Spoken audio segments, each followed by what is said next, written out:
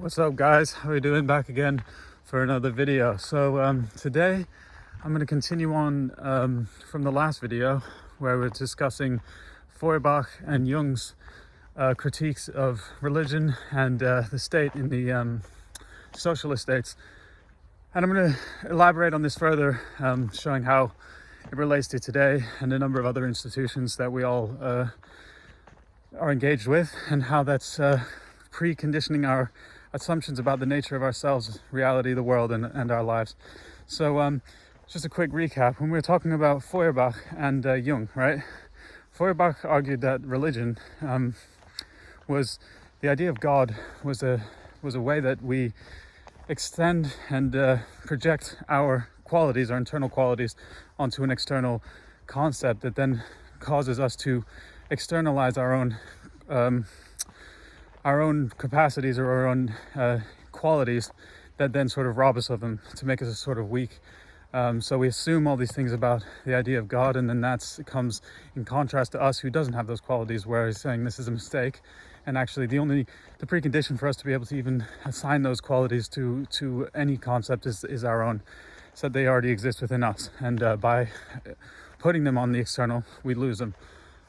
Same thing with what Jung was saying about the state, where the socialist states creates a sort of abstract, using scientific logic, creates an average or a median individual as a concept, right? That stands as part of, but an integral part of, but yet in contrast to the state. And the state takes all the power, and anything that's achieved and anything that's of value is a product of the state in our minds conceptually, and then we lose our own understanding of our internal qualities, which are giving this idea of the state actually its substance, which we then externalize and sort of worship in a way.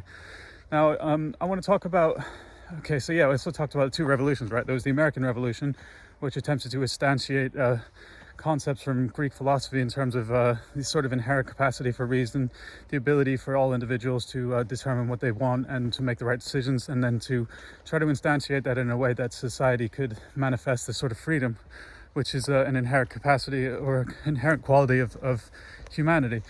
And then the socialist revolutions, which were in the same way trying to create this sort of equality and freedom based on Marx's reading of the dialectic of his social dialectic. He was taking it out of Hegel, who was looking at the way that there are these tendencies, these movements in society that go one way, and then by contrast there's a bounce back, right?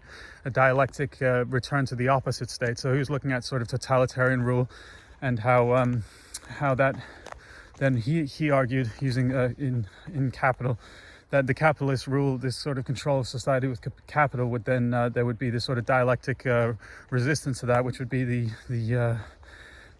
basically all the workers taking the power over the means of production, and creating a state that was equal, which was the rule of the people rather than the rule of the few. And so I want to talk about today the way that these dynamics are at play, and just some sort of some suggestions to make you think about yourself and about the way that we interact with these the concepts of it that are sort of projected by institutions, and then also just a little bit of a comment about what's going on in terms of although the socialist revolutions, obviously they did something, they obviously didn't create a free society, but I just want to shed a little bit of light on my perspective on what's going on in that case.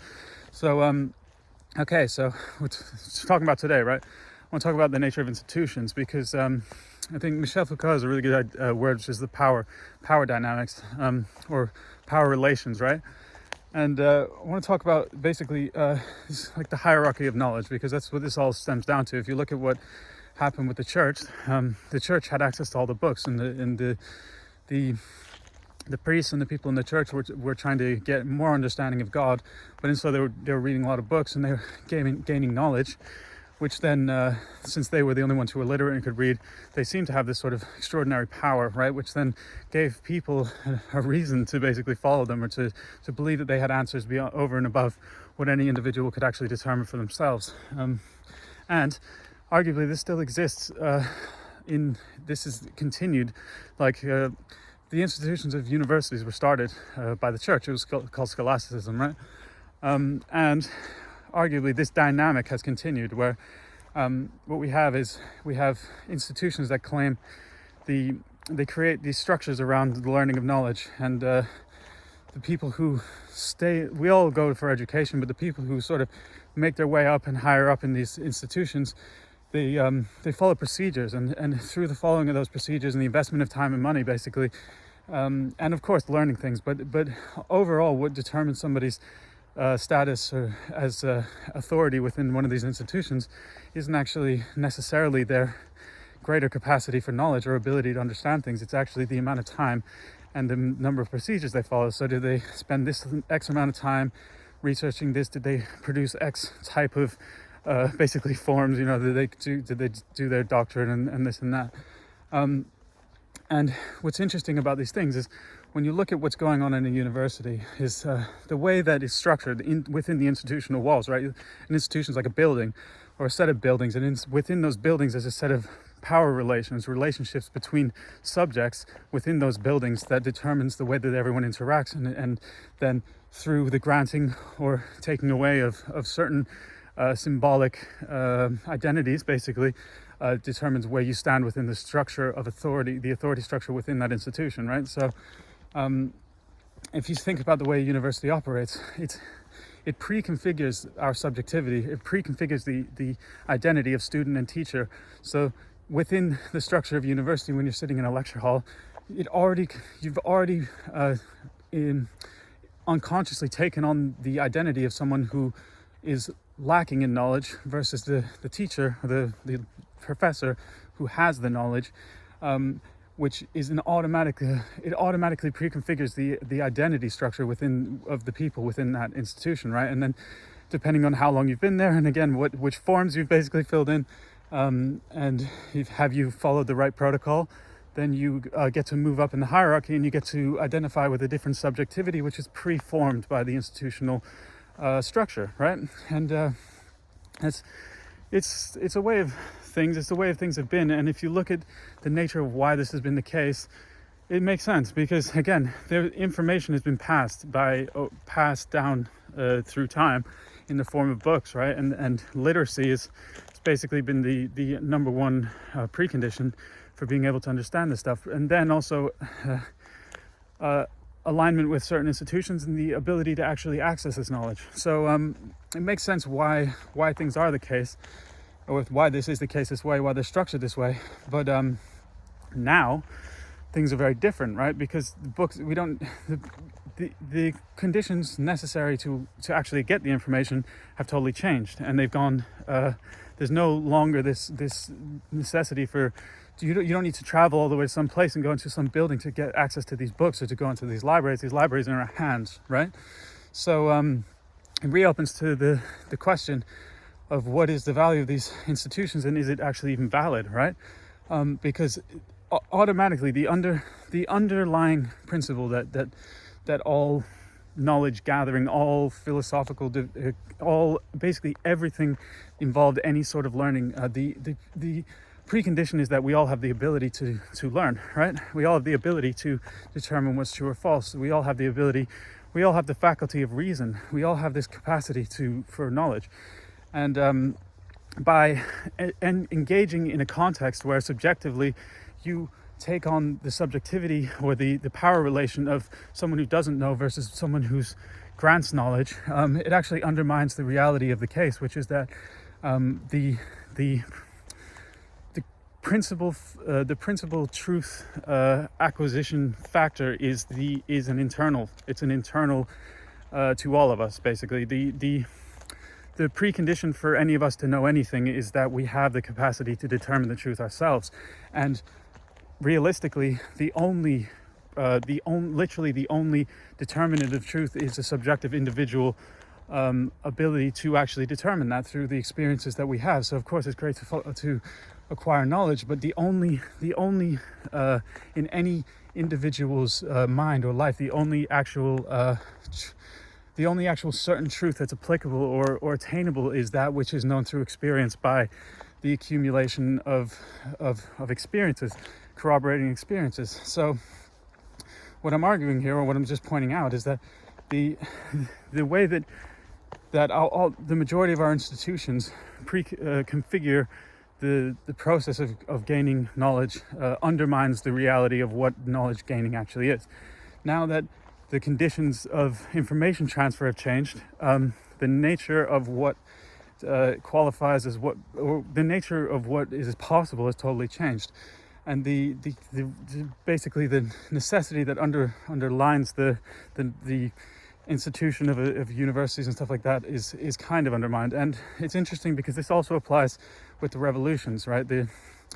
If you look at what led the American Revolution was the recognition of this fact that we all have this ability to understand the truth. We all have the same capacity to absorb information and then to test that against our experience to determine what we think is the case. And also we all have this inherent attachment to being a living being and a love for our family that gives us the really core drive towards the best for all. It's a natural thing, and it's trained out of us by abuse and mistreatment causes the perversion of that. But it's an inherent quality of us, right? So that was what undermined. That was what spurred on the American Revolution. Now they tried to instantiate that using what was logical at the time based on the way that information was transferred, because with all these people making decisions, although they're autonomous communities, for those decisions that affected everyone,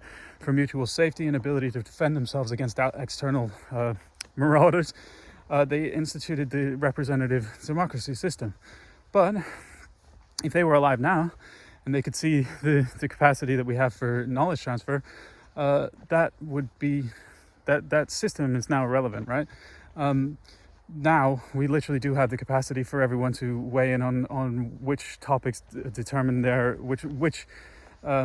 which issues are relevant to them, to put in their piece, and to send that. There's no need for the collation of all the decisions by one person who then goes to a centralized group and they all share the decisions of the rest. That can all be done by computers now. So arguably the system has outlived its technological, and actually it's the only reason that it exists was to facilitate what now can be done by computers, which is an interesting fact, and also points to the idea that there's probably need for a new construction of a new system. And also I'd argue also another point is if you look at that being the case, the way that now suddenly we all have the ability not only to get all the information that's ever been written on our hands instantaneously, we also have the ability to produce our own information. And debatably, what Marx was talking about when he was reading the dialectic, because the dialectical method, Hegel was looking at past history, and he called it spirit or God, the way that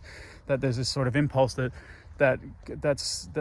goes to really one extreme. And this is also in Taoism. This is yin yang, the yin yang theory. This is how the I Ching's structured, or how the I Ching was basically created, was based on reading these patterns of things go in one trajectory and they reach a really until that extremity comes out of balance, and then they bounce back the other way. And so Hegel was reading that. Marx then, instead of applying God to it, he applied capital. He was looking at the material conditions, and I mean arguably it's the same thing, but he did it this way. So he identified a new trend in this dialectical trajectory of history.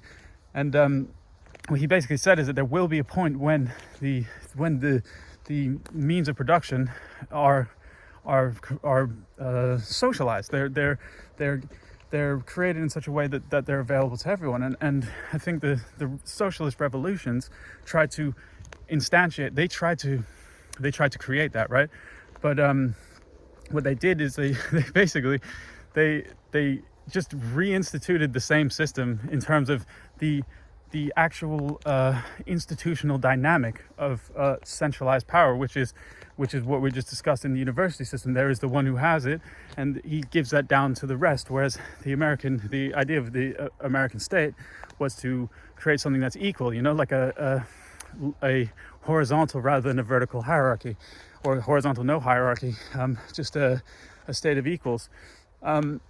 So the socialist revolutions took this idea of Marx, which was that they were going to make it all equal, but what they did is they actually put in the same fundamental structure, the same fundamental pattern, which not only makes individuals feel powerless and useless, even though they're actually creating the thing that they think is so makes them undermines their own belief in themselves, but because of the way that knowledge and authority is structured, it undermines people's understanding of the actual nature of what's going on. So in conclusion, right, this has been a bit of a longer one than normal, but here's what I would say is that with the socialist, with what Marx was saying, right, because there's other stuff to say, oh yeah, socialism's wrong, it's totally wrong. I would say that in a certain sense, what Marx was arguing was he was looking at large-scale patterns, right? And when he was saying that the means of production would become in the hands of the proletariat, it's interesting because in a way you can see that that's what's happening right now. And the nature that we all have this ability to communicate and knowledge is totally now free, basically. The conditions are there to actually create that sort of society. But what's needed first is the a shift in consciousness in the people to realize that all these that really the conditions for certainty, truth, knowledge is given to all of us, and we all have in our lives.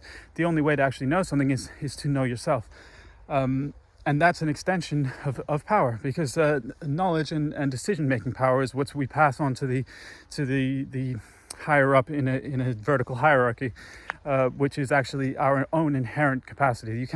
No one can tell you something and then you know it. You have to know it from your own experience, and no one can decide for you what's right, because you're the only one who has all the conditions, all the information that pertain to you to make that decision. The institutional hierarchy in a university is a mirror of the vertical hierarchy in society, and that is the same mirror of that which causes corrupt and domination. So, it's an interesting time right now. It's an interesting point when you look at how the conditions have changed in terms of even me just here now saying this. We can this power over that we have now individually over the means of production, at least of culture, has shifted the possibilities of what's possible for us to create in society in terms of equality, and creating something that recognizes the actual the freedom and instantiates our individual freedoms in an institutional way, or maybe non-institutional way, but at least in a collective way. So that's the one for today. Give it a like and subscribe if you want to see more, and respect to you all, and have a great day.